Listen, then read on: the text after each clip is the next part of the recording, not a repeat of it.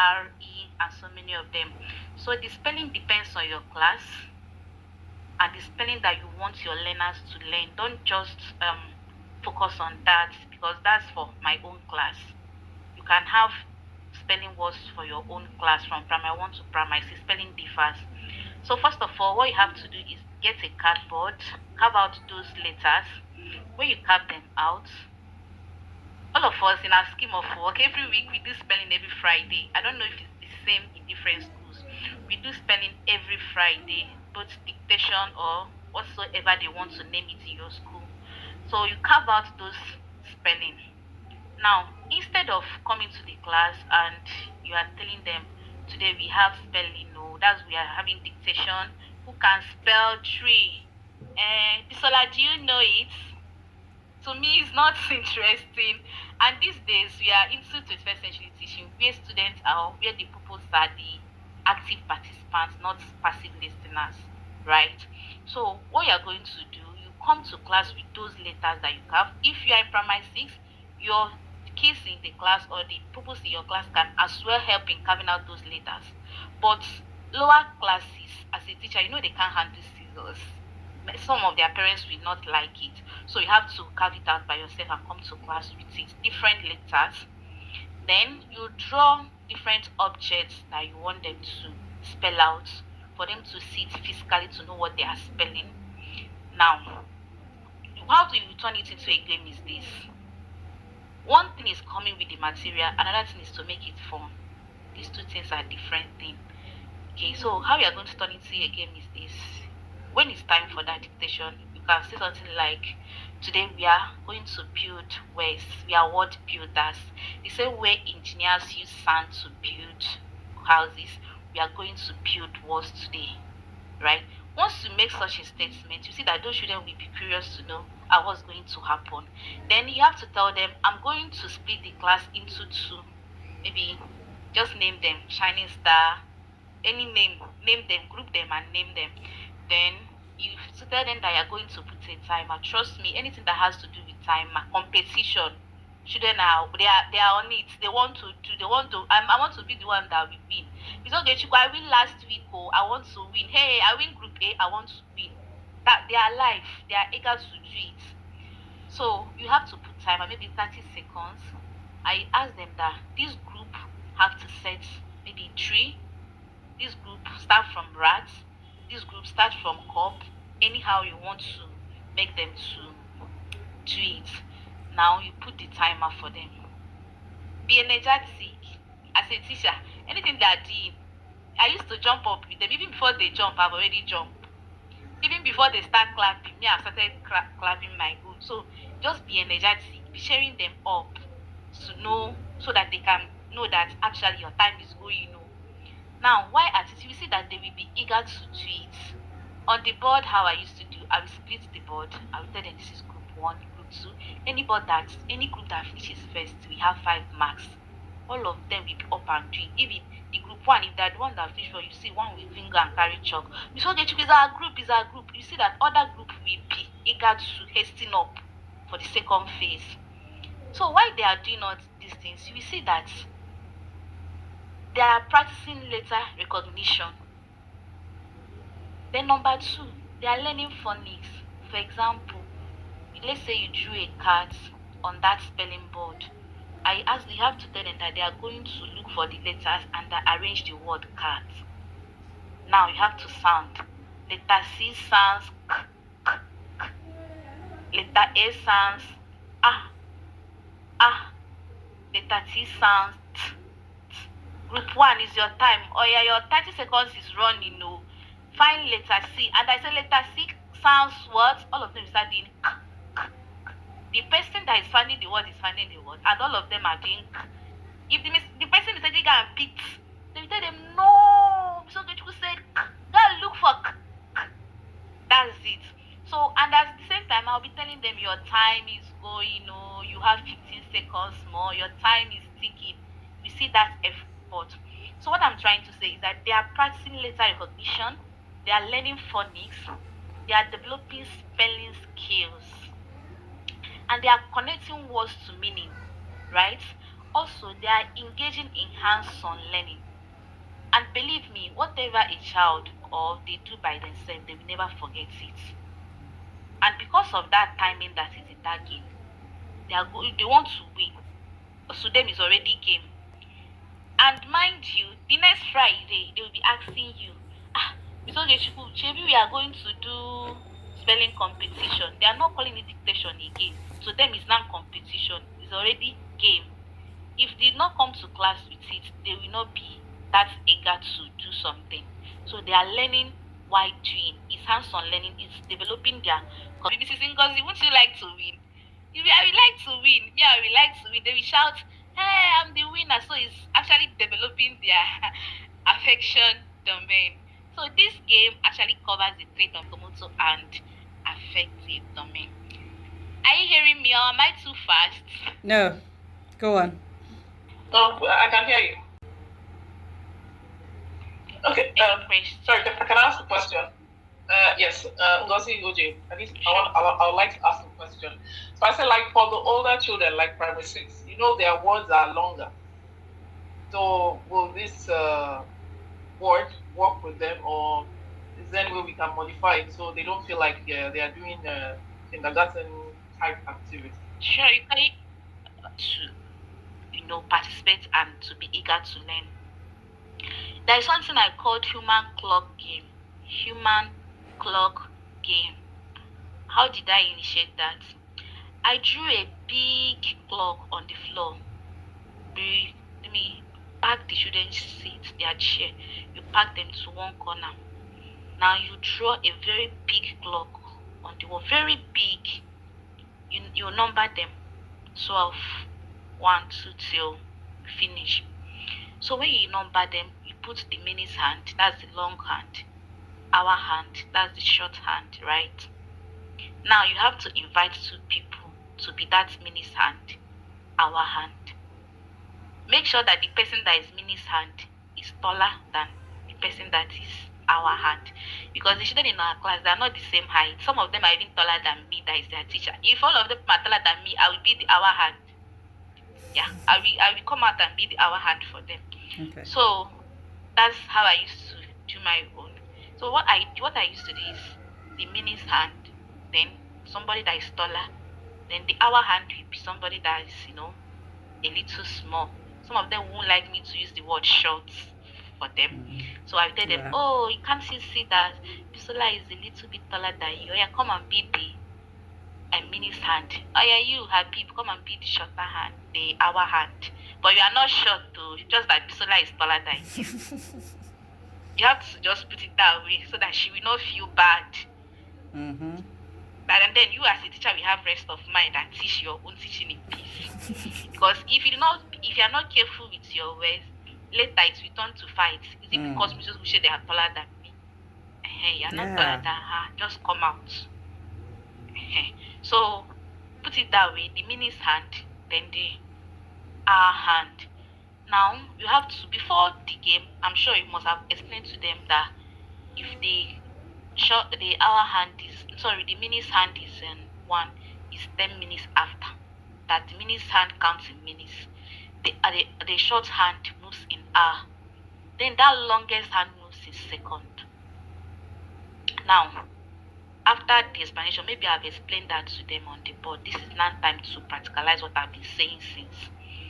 If I tell them, right now we are going to set 3 o'clock, I will allow that minis boy to move to 12. Then the hour child will move to 3. Remember, by doing this thing, it's already registering in their head that our hand is that one that is short. Habib is smaller than Bisola. Now, if I ask them, where is Habib standing? She's standing in 3. Is 3 shorter than, is Habib shorter than Bisola or Bisola shorter than Habib?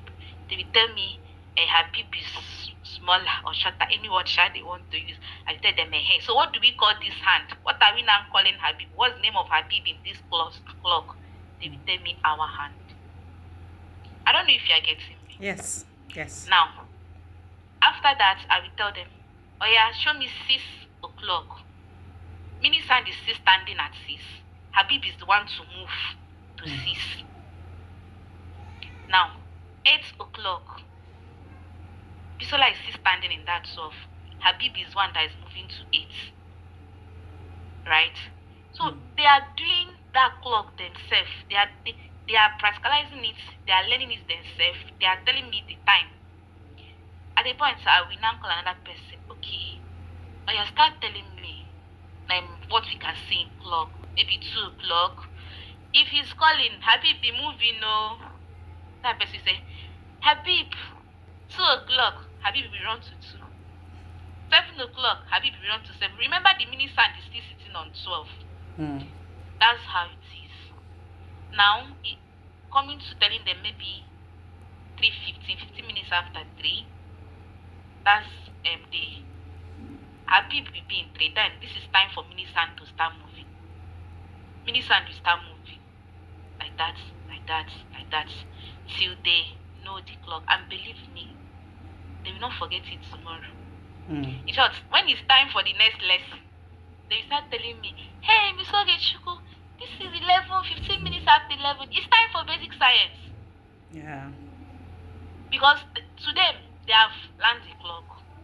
They have, okay, this shorthand is in 11, no. The mini sand is in 15. This 15 minutes after 11. Miss Ogechuku, it's time for basic science. I will ask him, why? How did you know? It's 15 minutes after 11. You taught us yesterday. That's it. I don't know if you are getting me now. Yes. So how you can actually make it to be fun, you can just use them, not using one person randomly.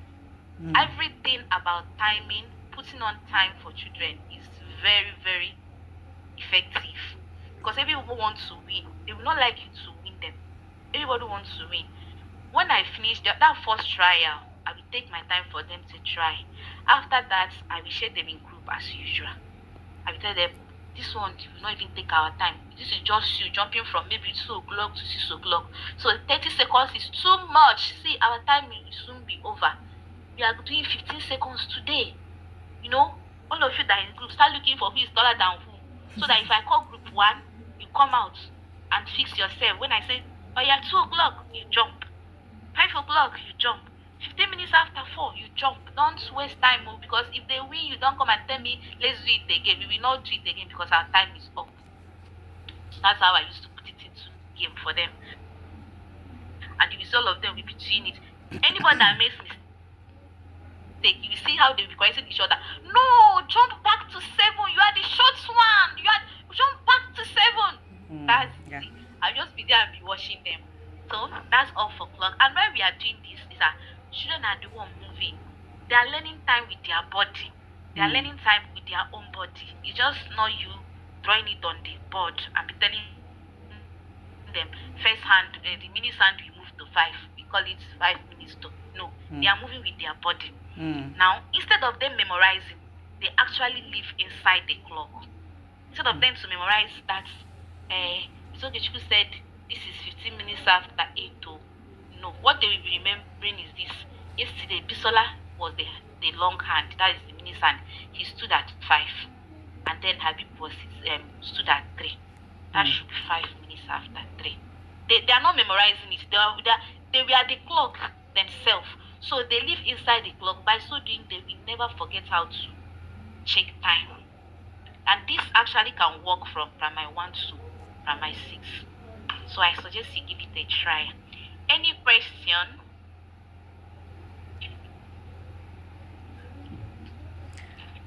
So as the upper primary part, I would also like to comment at this point that for upper primary, right, at some point they'll be moving from learning just to tell the time. They'll be moving to calculating distance, calculating speed. Yeah, and just like I used to tell teachers that this same human clock can still work. So what you just do is, for example, calculate the distance, or let me say the speed between so and so. You could just, while they are moving from 12 round, to form the hour, right? You could tell them to count. They have to count to 60 before they get to that 12. So they are moving 1, 2, 3, 4, 5. By the time they get to 5, they must be on 1. So if they are counting 5 and they've passed 1, they know they've made a mistake. So that helps them to also have an idea of what 1 minute looks like, what 1 hour looks like. So when you're teaching maybe like distance, speed, and all of that, you can say, okay, this person is going to run from here to the head teacher's office and back. Let's see how many minutes it's going to use. You're counting. You're also setting maybe like a timer on your phone if you have a stopwatch or something. So this works just like I said. Every of the games that we are talking about, it works for every class, and that's where the creativity of the teacher comes in. So it depends on how creative you are to make it work, and that's what I would say from my end. Thank you, Miss Oge. You can go on. All right, thank you. Now the last one is the 2D and 3D shapes that um that we played on the screen. Now what do we need? I use clay because the theme of this training is when there is no Montessori. It's because we do not have money. Because if we have money, we not go back to when there is no Montessori, right? Mm. So we use things in our community, things that we can get in your environment. Now, why I use clay, you can as well use chewing gum if you can afford a pack. Then there's something that they use. I've actually forgotten the name. I was trying to look for it in supermarket. I didn't see. It's gummy like that and sticky. They also use it. But going into all these things is really going to cost you as a teacher. Play-Doh. So I suggest that clay is okay. Just Is it a Play-Doh? what? Play-Doh. It's sticky, right? Yes, it's more like, I don't even know how to describe it, but it's also it's pricey, right? It's pricey. Oh, okay. Oh, It's sticky like that you can you know, actually mold you it. can make it as well. No, What did you sorry, I say? said you can make Play-Doh yourself. Yeah, Oh, yeah. You can make Play-Doh I yourself see. at home. Yes, you could use flour and all of that. Yeah. Okay. Okay. So you can actually use that. Now clay is what we can actually get. Go outside your gates, anywhere at all you can get it. So that you will not say, I don't have money to do this, I don't have we don't buy sand, you can get it anywhere. Now you can use that and then you can use short single broomstick or you can use toothpick. That's wood one, you can use it as well. Then you also need a space to build on, maybe a table or the floor. When I was in the community, everything I was doing was on the floor that we are doing it. So and students can even find it very, very interesting to be on the floor with you as a teacher. So I think that's work best for them. Now these are only three things that we need. Now you have mentioned the example of 2D shapes, 3D shapes for them. Instead of just drawing it on the board, this is a triangle, it's a 2D shape. This is square, it's 3D shape. They will have to, if you use that method, that traditional method of teaching, they will have to memorize it. That's root learning. They will have to memorize it. That's just the fact. And this period, memorizing something is actually very stressful. I don't commend that. I don't recommend that to anybody at all. So, but you can draw, no problem. But once you can get all these things, from this clay and broomstick, you can use it to construct a triangle. You can use it to construct a pyramid.